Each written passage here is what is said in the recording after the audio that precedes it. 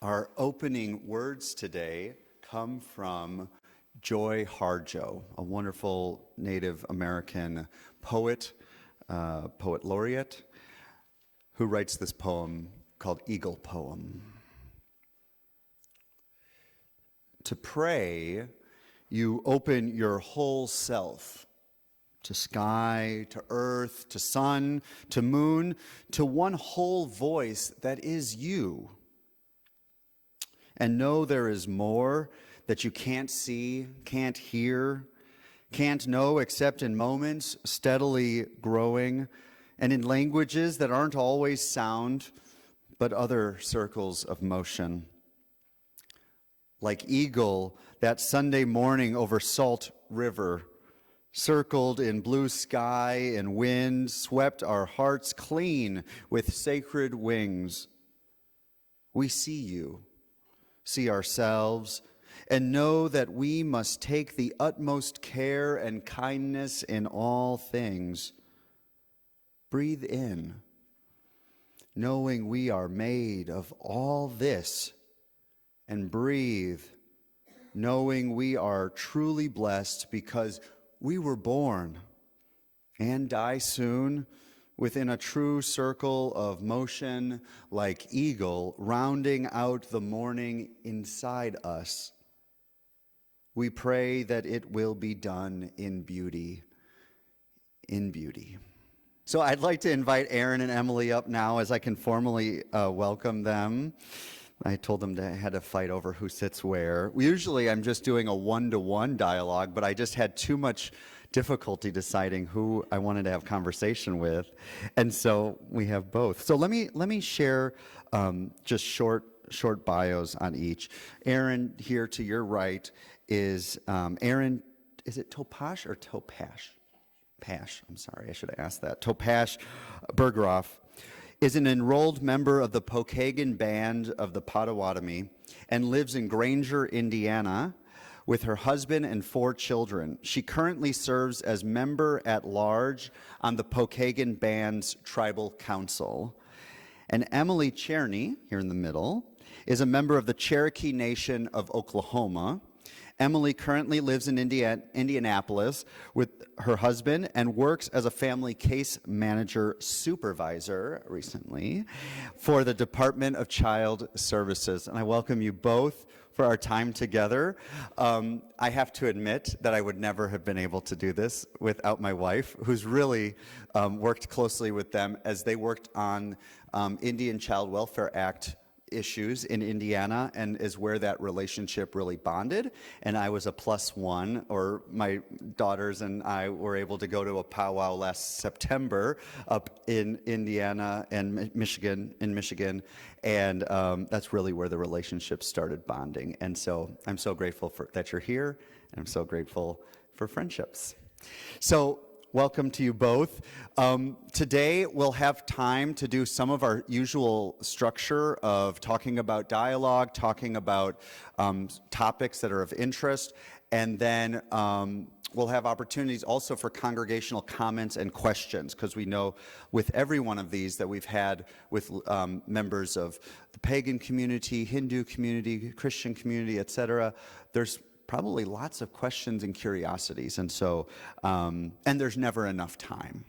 All right, so I acknowledge that. So welcome again. So usually what we do, Emily and Aaron, is to start with the same question every week, or every time we have a dialogue, which is, why dialogue? What is it about conversation or dialogue that is important to you personally, or to the work of bringing healing or understanding into the world? So whether it's from your lived experience or from traditions that you have grown up in, I invite each of you, as you feel comfortable, to share anything you wish about what dialogue means to you in your life. You want to begin? Sure. Osasunalei Shio Emily Head Cherney Dagwadoa. Good morning. My name is Emily Head Cherney. I would say for me, my dialogue is important in terms of focusing on intentionality and attempts at interconnectedness of oftentimes, people need to have difficult conversations and hear difficult truths to be able to actually learn on, being able to move forward and understand how to move together as a community. And so dialogue opens that avenue of, learning and understanding, and being able to make actual connection. Buju mona no wabin Aaron Topash Burgraft Nadishnakas Pokagan Band in the Bandagos Bodoi Wandimi and Dow Mako and Dodum. As Nick said, I'm enrolled with the Pokagan Band of Padawanmi. I'm Bear Clan. And good morning. So just to feed off a little bit of what Emily said, I think dialogue is really important because it dispels myth or the bias that's out there about communities. And just to realize that every community is different.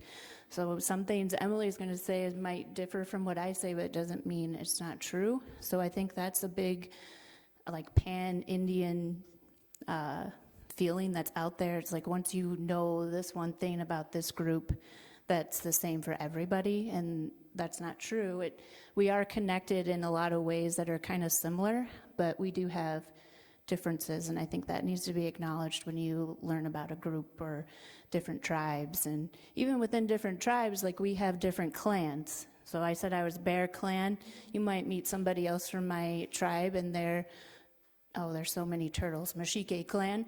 So the way they do certain things is different than what I do because we all have roles in our community. So that's important. So even if you might meet another Pokagan Padawanmi, it might be different than what I do in my community. So just being understanding of that, we're telling our truth up here, but all tribes are different. So I think that dialogue helps you realize that because you know one thing doesn't mean you know everything. I really appreciate you naming that. That came out a lot when I was in conversation with a Christian professor of mine who was here, and how there's really an internal pluralism that exists, an internal diversity that we can't take for granted when we talk about just one tradition or community. And so by naming that up front, I think it's really important to kind of recognize that we're no one's speaking for anyone besides their own experience, and that's an important thing to name. So thank you both so much for starting us off there. Again, I believe dialogue is so critical because that's when we have this opportunity for real growth and transformation, when we're dialoguing not towards conversion or control, but towards liberation and hearing one another, humanizing one another, mutual transformation. That's a very powerful countercultural move where we're not transacting, but we're transforming together, is really important. So I look at dialogue as, at its best, an opportunity for us to free from the myths, as you said, that confine us. So as we were planning for this service, we talked about what might be a good high five, trademark pending. This is this idea where we kind of start with a high five, as in the number 5 of some kind of topic, question, response that gets us kind of thinking deeper on a topic. And the kind of question we kind of honed in on relates to what are the following. What are 5 things that non-native individuals or communities, predominantly non-native individuals or communities, might need to know or should know around current realities facing Native communities that you're involved in or that are involved in this part of the world. And so it's pretty much an opportunity for us to get some ideas out there that might be on your hearts, that might be recurring a lot. And because we usually have 2 people, and now we have 3, which I love, I'm going to step out, which is good. Create more space, right? It's like we hear Nick all the time. We're going to have the high five bounce back and forth between Emily and Aaron. So I pass the question to you. What are some things, 5 preferably, back and forth, things that you feel predominantly non-native individuals and communities should know about the current realities facing Native communities in our area? Emily, you want to start? Sure. So I really started thinking about this yesterday when Nick, Aaron, and I were talking, and I think it's important to recognize even just the importance of having a conversation in a space like this. In terms of, so there's this concept in Native culture of seventh generations, right? So that something that we do or something that happened 7 generations ago, it'll take 7 generations to really feel or see the impact of whatever occurred, right? Or it'll take 7 generations of, making active efforts to heal a certain situation. And I think, it's important that, even as recent as, our parents or grandparents' generations of the impacts of, let's say, residential schools, right? So Native kids being taken from their communities, sent to these quote unquote schools, but really more like labor force, like trade schools, predominantly oversaw by usually the church, and removing, Native identity, culture from everyday life. And so to have a conversation like this in a faith location is really important, because it is those efforts of bringing Native people and Native culture back into the narrative, back into the space, and identifying that, Native culture and I guess mainstream culture can coexist and can be celebrated in both capacities. And it's an attempt toward eliminating or working against the attempts at erasure that were happening over the last, not even a few decades, but over the last, hundreds of years. So I think it's incredible that, Nick is giving us this opportunity to have this conversation. So I thought that's where I'd start out today. Thank you, Emily. And with that too, I think like 7 generations can mean different things for different groups. Like when we think about 7 generations in my community, we honor the 3 generations that came before us. I'm the 4th, and then I'm thinking about the 3 that come after me. So I already have 4 children, so that generation's already here.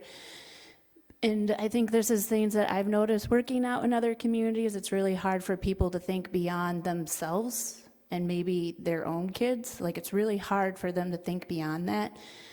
Where for us, we're in this constant mindset that we're always thinking beyond us and thinking about what came before us.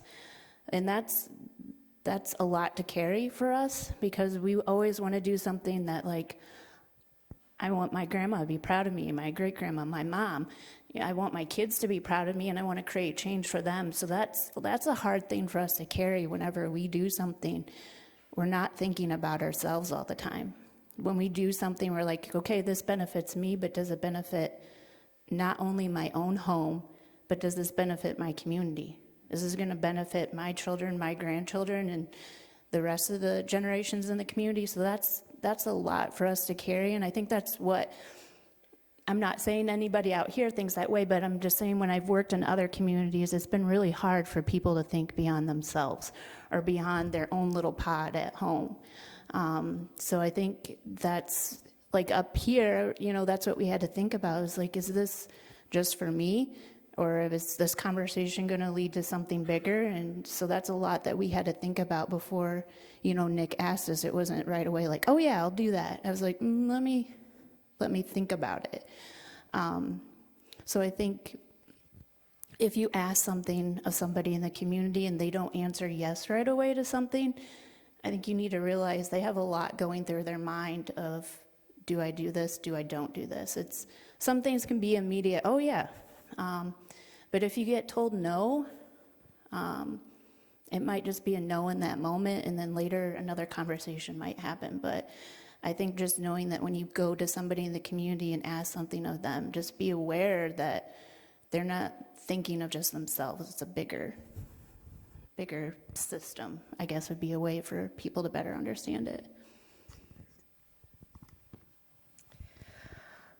That makes me think a lot of, so I think something that we struggle a lot with as Native people is this, everything about identity politics, of seeing how, we see ourselves within our community, but how other people see us, and the conversations that, we are approached with sometimes, right? Of looking at,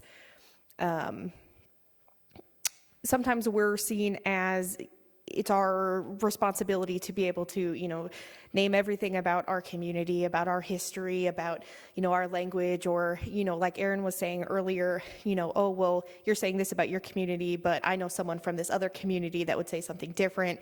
And I think that that's, it can be, a lot of those conversations can be helpful, but they can also be really harmful, because you have folks that are all levels of the spectrum that, live every day, maybe they practice ceremony in the morning, maybe they wear something of significance from their tribe every day, or like, something quote unquote as simple as Aaron and I both being in ribbon scared today, or it can be harmful of, maybe they weren't allowed to embrace their identity growing up, or their parents, grandparents weren't able to. And so, it does involve a level of trust, and developing a trust where, yes, if you ask me some things about my community or my upbringing, surface level things, I can just spew like, it's the news. But, if you dig deeper into, the history of my family, of, for example, even the idea that I grew up in Indiana and my community is several states away, there is a longer story beyond that. And so, I think part of the importance of understanding where you are in that conversation is, if you're engaging, you might be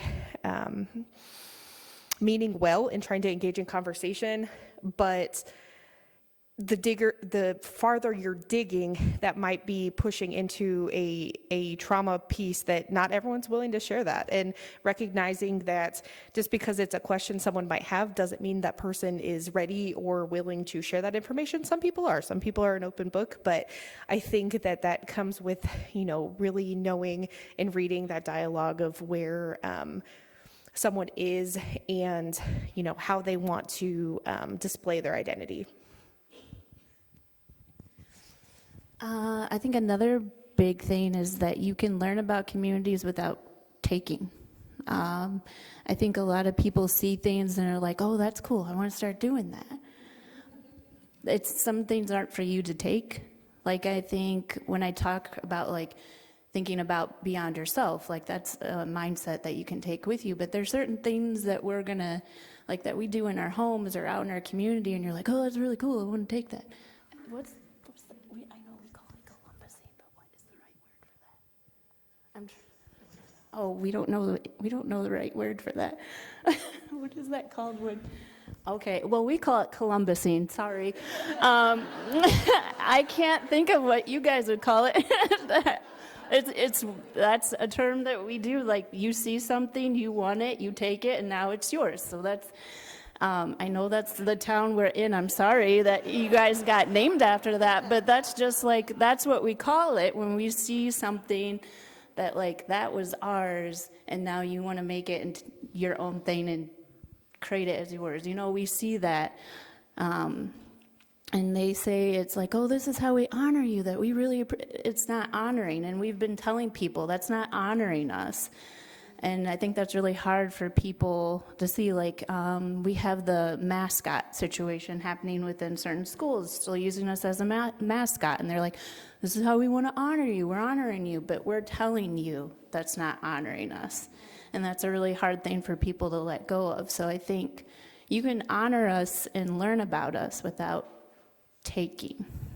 So I think that's a big thing. And I'm sorry I couldn't think of the right word, but that's... There we go. Appropriation. Appropriation. There we go. I guess because we just keep saying that every time we see it, because that's what we correlate with it. But yeah. Tiptonia would have been pretty good right about now. That was a decision between Columbus and Tiptonia. So maybe we need a movement. Thank you. I would say, going along with that, I know a big question that we see a lot is, if you're at a Native event, or if you see super cool art online or something, or, even just with, wearing a ribbon skirt or ribbon shirt or jewelry or whatever, a big conversation is always, well, can I wear this without it? Is it still okay? And I think, I know we're going to talk a little bit later about actionable things, but I think one thing that's really important is there's a big movement now for buying from inspired natives and not native inspired.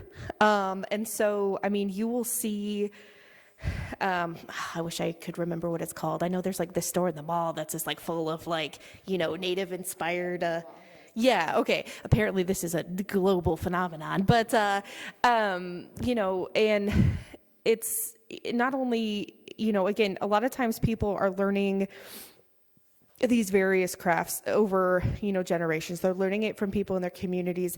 Some people put tribal symbolism in their art. Some people don't. They just are an artist that happen to be native, right? But,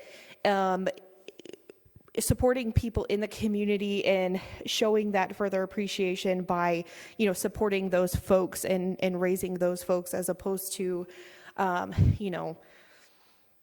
buying something mass produced, and which I know is a whole other complexity. But I think that that's a way that, just in everyday life of, being able to appreciate modern day, Native culture, and continuing to keep Native people in the present tense as opposed to keeping Native people in the past tense. Yeah, with that, don't buy Temu. Don't buy, and then don't get mad when somebody tells you a price for their work. Because you'll be like, oh, I buy that at Target. Because I've seen that at Target, and let me tell you, it's not the same thing, not the same quality. And when you buy from an artist with a lot of things, you're not going to find a duplicate out there where you can when you do these other mass-produced items and things like that. And don't think you're going to try and offend somebody by saying, oh, I can buy that cheaper at so-and-so, and then they'll give it to you cheaper. Don't do that. Don't do that. I've seen it happen, and it doesn't go well. So just being respectful of the time and work people put into things. This isn't mass produced. You're not going to find this somewhere. Hers isn't mass produced. You're not going to find that somewhere. And these things mean something to us. She said, sometimes colors and things matter, and there's a reason why she picked this and why Hattie has hers, and this means something to me. And I think that too, when you go out in the community, you see applique like this, and sometimes families have their own applique pattern, so you'll see that on everybody in that family might have that, or the colors might mean something, and sometimes they just like how it goes together. But those are okay questions to ask. But before you go and touch them, I would just say don't touch. Ask before you touch. Hair is a big thing in our community, so you might admire somebody's hair, so just don't go around touching their hair, because that means something to us, that's important to us. And that's not just in our community. I know that's a lesson in other communities about being mindful of touching people's hair especially. So going to powwows and seeing, I'm sure the kids and you are like, oh, that's really awesome. And sometimes it's really hard not to want to touch or whatever, but ask before. And like I said, if you get told no, just respect that. But I think just being mindful of what people have on them, or seeing something out in the community and you being interested in purchasing, and then you're like, oh gosh, it costs way too much. Just say, oh, okay, and walk away if you don't want it. Let's not act like we're walking through Hobby Lobby and seeing something mass produced that everybody can have in their kitchen. So I think just being respectful of people's time and effort they put into something. When I told them that we were doing a receiving line, that's, we shake hands afterwards, they were like, are there a lot of huggers in the congregation? I was like, but it's optional. It's very just say thank you very much. So the handshaking or something is definitely enough. So this is the fourth one. You guys are doing great. One thing I thought of when Aaron was talking about that in terms of art, I think one thing that's really important if you're in a environment where if you're at an art market or even, I guess a museum might be a little bit different, but some folks believe that when they're making a piece of art that they put, part of their soul or it develops a soul in the artwork. And so some people are very protective of not photographing the art, at least I guess until you buy it, and then what can they really say? But in terms of if you photograph it, that might cause harm to the soul of the piece or, take away the soul of the piece. So, little side note. But I think one thing that's really important, especially being in Indiana where, people don't think about this, there are Native folks all over the state, right? So up near where Aaron lives, you'll see a lot more of, folks from Potawatomi or from various tribes of Michigan, but, regardless of tribe, we're many over the state, but because we have less of, we don't have several recognized tribes throughout the state, we see a lot of folks that try to put on gatherings or ceremony or powwows or what have you that, again, they're probably well-intentioned, but they aren't Native-led. They're more of a, a duplication, attempt to duplicate Native culture. So I know I've heard of some really, interesting things about people getting together in the woods, and I don't really want to know what they're doing, but or people doing wedding ceremonies that I'm like, I don't think that's what you think it means. But so I think that's something to be really mindful of in terms of we have a lot of Native-specific and Native-run entities throughout the state that put on Native programming, bring in speakers or artists, or lead art workshops from across the state. So I went to Purdue, and when I was at Purdue, I was a worker at the Native American Cultural Center. And so everyone on staff was Native. Everyone they brought in, there was a partnership with the Idle Jorg, which is another good resource here in central Indiana, to really ensure that Native voices are the ones in the room leading the content, engaging in teaching others. I know down in Bloomington, there's also the First Nations Center. I forget what the one at IUPUI, I know who runs it, but I don't remember what it's called. But, there's various entities that really want to educate and engage the community in an appropriate way. And so that would just be something I would recommend keeping in mind as you're, trying to further engage in the Native community in Indiana or really in any state of looking for those opportunities that are legitimate and are going to be actual, correct presentation or education, as opposed to something that maybe someone either made up or tried to learn on the internet and maybe again is well-intentioned, but it's not accurate. Speaking of the internet, Google isn't a good resource. So if you know of an area you're in, I would definitely look at actual tribal-led resources versus I'll just Google it. And even with that, Mishawaka has this huge myth surrounding it that it's named after a princess and this whole story about it. And even our tribe has been trying to fix that narrative for a long time, but the mayor doesn't want to. He's really into that story of that. So even with that, you'll see that out in the community and take that as truth, where our tribe has been fighting that narrative for a long time. And it's one of those things that's going to take even longer to try and change. So you would Google Mishawaka and be like, oh, that's named after this. And it's just a story that made people feel good and naming the community. So if you're in northern Indiana, that's where my tribe's at. Look up Pokagon, Potawatomi, and reach out to that as historical truth, not necessarily the city of Mishawaka that wanted to have this name and story behind it that's not true. So big thing, Google's cool, I guess, if you want to like look up a local restaurant or whatever, but you know, like ask the local people, ask the local tribe where you're at. People might think, well, there isn't a resource here. There's resources everywhere. And sometimes it might take a little bit of time to find it. I don't know every resource that's here. Emily knows quite a few. I'm northern Indiana, Michigan area.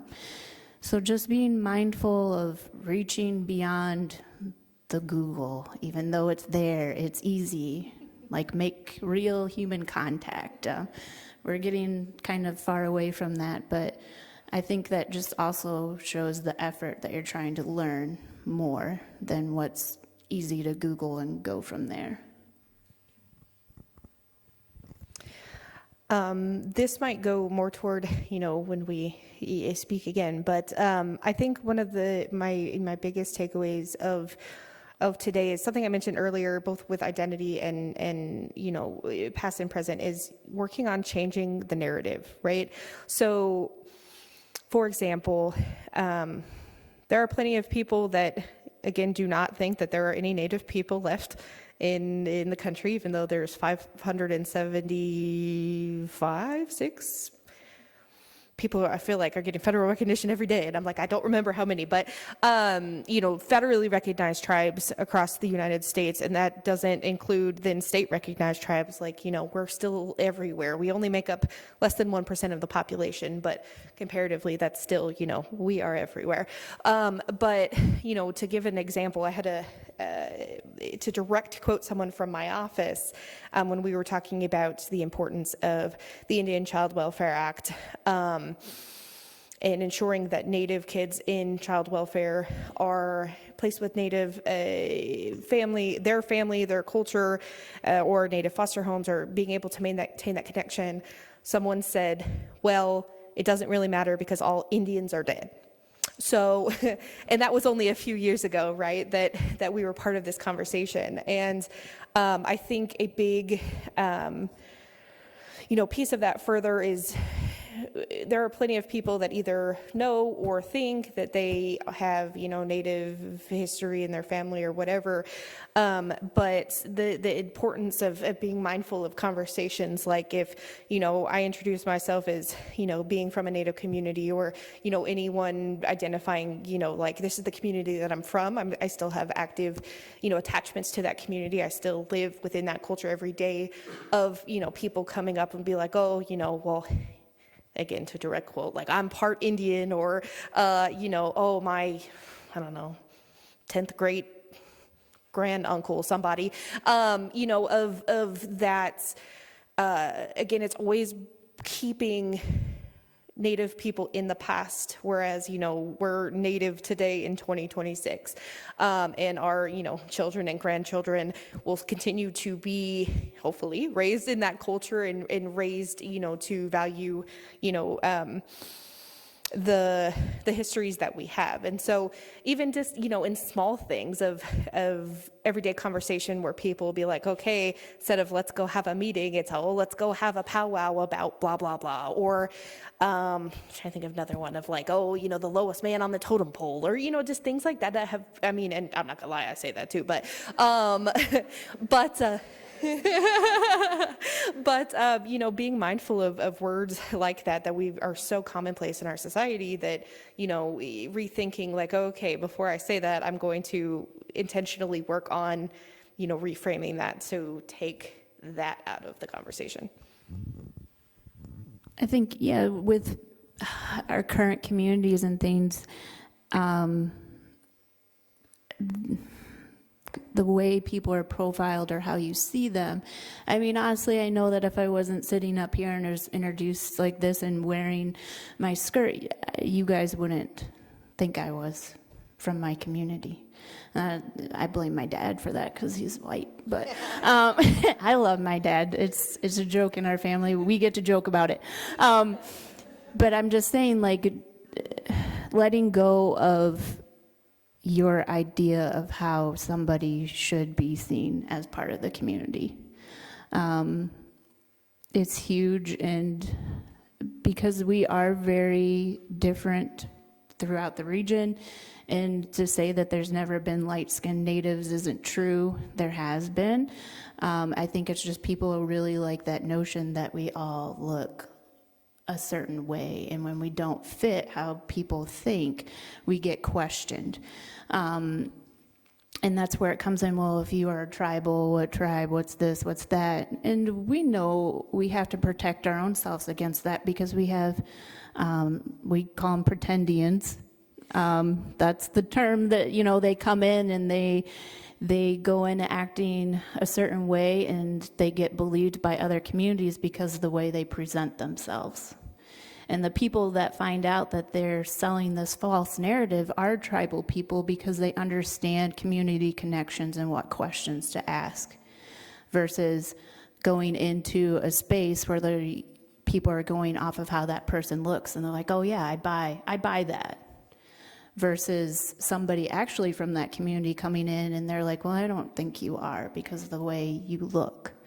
Emily and I know how to question somebody, and it can be kind of hard sometimes, because if you can't, you have to claim the community has to claim you.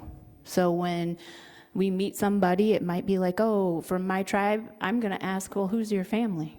And if you can't tell me somebody in your family, or a family doesn't claim you, I automatically I'm going to start questioning.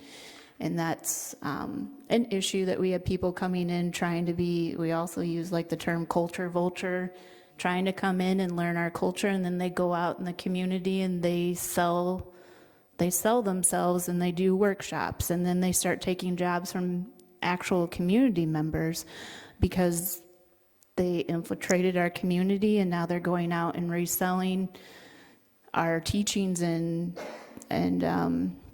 in some cases really bringing bad harm to our communities by doing that beyond selling teachings and things like that. So I understand why people sometimes question me, and that's fine, because I can answer those questions. I can tell you who my family is. I can tell you where I come from.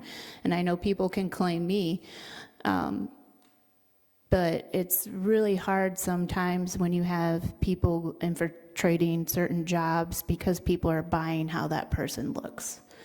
Oh, that person has dark hair and dark skin. I believe that person over you because look at you. So I think dispelling how you think somebody in the community should look is a big thing. That it can be hurtful not only to that person but also to that community. So just letting go of, when you go somewhere, how you hear there's going to be a speaker from somewhere, and then you come here and you're like, what? I understand how people see me. It's fine. It's just the way it is. But just being mindful that we're all different, and somebody might fit that narrative, somebody might not. So, wow, I just take a deep breath. Some people have been just listening so deeply and intently. One of the things I love about the community is that you can tell the silence sits differently when people are listening very closely. And I really appreciate all the sharing that went into that high five, and all the listening that was a part of it as well. So we agreed to, in order to create more space for more questions and curiosity and comments, and mindful of time, we're going to create space now for more engagement and more dialogue, maybe allowing sort of so much of that learning that the last bit of time has been about. Maybe there's some questions or comments that some folks have. I'll come around with the microphone so everyone can hear, and if you can share your name, that's helpful, and a short comment or question that you have for Emily or Aaron or myself. My name is Steve Jasper, and the question comes to my mind. The big question is, what are the ways in which you maintain your cultural cohesiveness? And I say that in the face of particularly modern technology, which just almost seems to overwhelm everyone. And so how do you deal with that and maintain that cultural cohesiveness that that you seem to have and maintain. And actually, it's kind of a two-part question. You both have children, and I wondered, as part of that question, how you pass on cultural practices, history, language to your children, again, in the face of this somewhat overwhelming larger culture that just seems to dominate our lives today. I would say I'll take the first part of that question. I think for me, honestly, it's just, I've been really intentional throughout my life of surrounding myself with other Native people, whether they're from, honestly, most of them have not been from my tribe. It's been from, I spent a lot of time with Navajos. I consider my best friend, one of my other sisters. And so spending time, being intentional, being in community with them, but also, just, it was always really big in my family to, on both sides of my family, to value where you come from. And, I'm able to recite from memory going back, 6-7 generations in my family, because that was something that, my dad would have me like go through and practice and look at all these things. And so it's something that has kind of been easy for me in terms of it's always been something that's important. And it's something my parents always ensured was important to me. But even within my, family and my siblings view Native culture differently than I do in terms of, my sister lives out in California now, and she'll be like, oh, Emily, there's I passed this thing that I know is relevant in Native culture, but it's not the same. She doesn't, I guess, practice indigeneity in the same way that I do. And so I think, just staying in community with others, learning, and again, teaching, our histories as time goes on and generations come on, I think is what I would say. Yeah, being with your community or other communities is really important. But I have 4 children. My oldest is 13, and then I have 11-year-old, soon to be 9-year-old, and 3-year-old. And for them, we're always up in our community doing events and things like that, so that that's a part of their life and they have a choice to participate. I don't ever force my boys to go play at the drum or anything like that. It's there if they want to participate. I might say, can you please go do one song with your cousins at the drum, and then after that you can do, run around out at the playground or something. But it's always there for them to choose to participate or not. I don't ever want them to say, well, Mom, why didn't you tell us that we could do this? And then, so I've just been very conscious decision to make sure that they're at community events, and that if they want to participate, they can. Or if a time comes when they're like, Mom, I'm ready to do this, then we can do that. Technology it has its good and bad, especially during the COVID times. We were able to still get together as a community because of Teams and Zoom and things like that, so it was great for that. Also, not everybody in our community lives in our service area or whatever you want to call it, so it does serve a purpose where we can still get together and feel like community without being together when possible. It does help with language, because our tribe does have a language app. There's 2 apps that our kids can, quiz each other on language and things like that, because I'm not fluent. The last fluent speaker was my grandma, and she passed away 3 years before I was born. And she, just because of things that happened in their house, my grandma didn't pass on the language.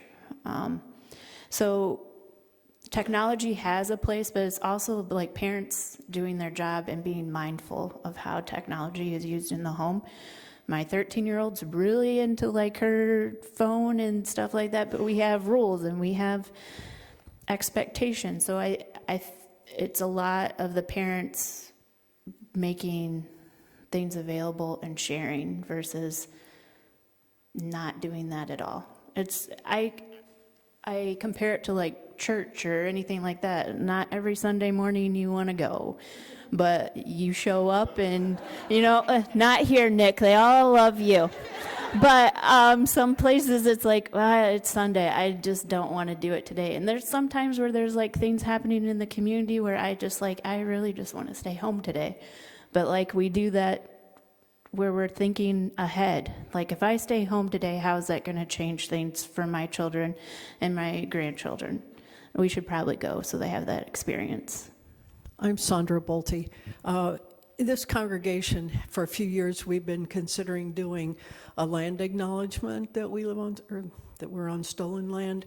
I just wonder how you all feel about that.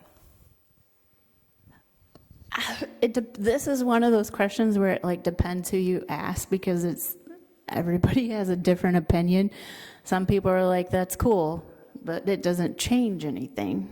I think if the land acknowledgement is something that's going to change something, then a change is like we're acknowledging this community and we're going to invite them to be a part of the process of what's happening here. Like you have all this acreage and things, and there's obvious like medicines on this land. I haven't walked, I haven't checked, but I know if you had somebody come in and there's a tribal community here or somebody that could use that, be like, this is a place where you can come and gather. We know how to gather, we know how to be mindful, and do that. Like if that's something you're going to acknowledge and you're going to invite people from those spaces to come and use it, I would say yes. But if you're just doing it to say, yeah, we're here, and then nothing changes, I think that's the big difference, because that also comes to like the land back, like that you hear, because sometimes it's not signing over the deed to land, it's having people be a part of it. So I think it all depends, the process and stuff like that. It's either land acknowledgements. Sometimes when universities do it, I'm like, okay, but are you inviting us to be a part of your university? It's a big thing with Notre Dame. I don't have enough time to tell you Notre Dame history, but that's a huge disappointment with Notre Dame because we're not invited to be there like we should be. So that's assignment. Look up Notre Dame history, Potawatomi. It's not good. So I think it all depends how you do it. I really can't add anything. I feel like Aaron just smashed that, so.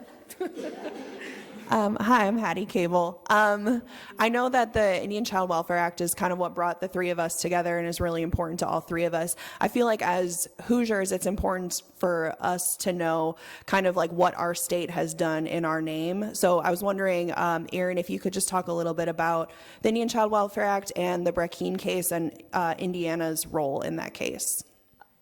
It's not a good role. Yeah, but I think we need to know about it. It wasn't a good role because Rokita put us on that the wrong side of that. And Rokita went out of his way to make sure that we were on the wrong side of that against ICWA, which I'm going to get political. Like, stop voting for him. Just stop voting for him. In my position of tribal council, we have to try and work on relationships with those that make the laws and policies and everything like that within our state. And so what's unique about Pokagon and Potawatomi is that we are recognized and have land in both Michigan and Indiana. So we are involved in both Michigan and Indiana politics. I have to have conversations with people that I don't want to have conversations with, and I have to be very mindful about that so that I don't look like the mad woman against whatever these men are saying, which is very hard, which takes a lot of prayer and conversation before I go in there because I have to be mindful of that. But making known how I feel and how I'm putting our children first is my top priority, and if that offends them, then that offends them. And I've had to have conversations with our chairman before I go in there, and I'm like, I'm warning you, ICWA's coming up today. And he's like, I wouldn't think any different than any other time, Aaron. He goes, I know you do it in the most respectful way possible. So I think at one point I felt like we were moving forward, and now I feel like we've moved back not even back to square one. We're just, it's so much more work to get back to where we were. But I'm just, if this is something that concerns people, it's ICWA is very based on Indian children, but in all reality, every DCS case should be handled like ICWA. And if people understood that, I think they'd be more supportive of it. And I guess just when you vote, think about that, and also vote. Don't just talk about voting, vote and actually learn about who you're voting for. It's very hard to find somebody that checks all those boxes, but I guess just being really mindful of that when you vote and understand what people are about and practice looking at that, because sometimes when they say one thing, they vote another way. So it's hard. Hi, my name is John Fisher. Thank you very much for being here today. I'm intrigued by your comment about how much misappropriation there goes on in sports mascots in particular. And I was encouraged when I saw a number of teams changing their names, but I was really curious about the Indianapolis Indians, and I believe I read that they have made some agreement with Indigenous people where they actually share some of their revenue. Is there any truth to that, or can you tell me? Thank you. I appreciate this question. I just was whispering to Aaron, I'm ready, I got this. So it's, it's a really interesting dynamic, right? Because I grew up in Beech Grove, just outside Indianapolis. So I grew up going to Indianapolis Indians games. And honestly, I never really thought about it until I was older that like, wait, this is a problem. But what's really interesting, and this is even a controversial or complex discussion amongst Native folks even, is when the Indianapolis Indians came out with that, they were having a partnership with the Miami Nation of Indiana to have programming. Unfortunately, it's because every other Native organization in Indianapolis told them no. So, for example, I always get the letters backward, but the Indiana Native American Affairs Commission had told them no. The Idle Jorg had told them no. And now I will say, there are folks that are Miami here in Indiana, their ancestral homeland is here in Indiana. Right now, they don't have state or federal recognition. That's not to say they never will. They have been trying for probably decades now. But I know it was a point of friction amongst Native folks here throughout the state, where it seemed, it appeared that, they just kind of went through each group until they found someone that said yes, and then promoted this as this great, like, oh, well, they're saying it's okay. So because this one group of people is saying that it's okay, then we're going to keep the name, and we're not going to change the name, because everyone else pretty much identified we're not going to engage in this, because you using Indians as the team name. I know technically the mascot is Rowdy, and they should just change it to the Indianapolis Rowdies, right? Like, I think that'd be fine. But it was seen as just, like a little like loophole to continue to use that name, because one entity said it's okay. And it kind of goes to our whole conversation, right? That there are people that, say like, oh yes, this is great, this is okay. But if you look at like the Florida Seminoles, for example, they have a actual partnership with the tribe, right? And so I don't know about the ins and outs, but like funding from their sales or whatever directly go toward the tribe. Whereas the Indianapolis Indians identified that they were going to develop like a scholarship or what have you, but there's no way of really knowing, because the folks that those scholarships would allegedly go to, there's no way to identify that they're actual tribal members per se. Is just another instance of, oh, it sounds good on the surface, but once you start digging, it's just kind of a cover up to continue to do what they want to do. This is just a piece of curiosity. How many nations are still recognized in Indiana? In Indiana, just mine. Okay. The why did I say Florida? Oklahoma, Miami has a group here in Indiana that they actually have land in Fort Wayne, though. Yes. But they're not recognized at the capacity that the Pokake and Potawatomi are. And I offer these closing words from my heart and from the heart of everyone here, offering gratitude and thanks for the words you brought today, for the challenge and encouragement you brought today. I hope that our work can continue and deepen into this that is substantive, material, and real in transforming our community and how we show up on this land and how we continue to bring healing to these lands of Indiana and Michigan. Thank you so much for being here. May it be so, and amen.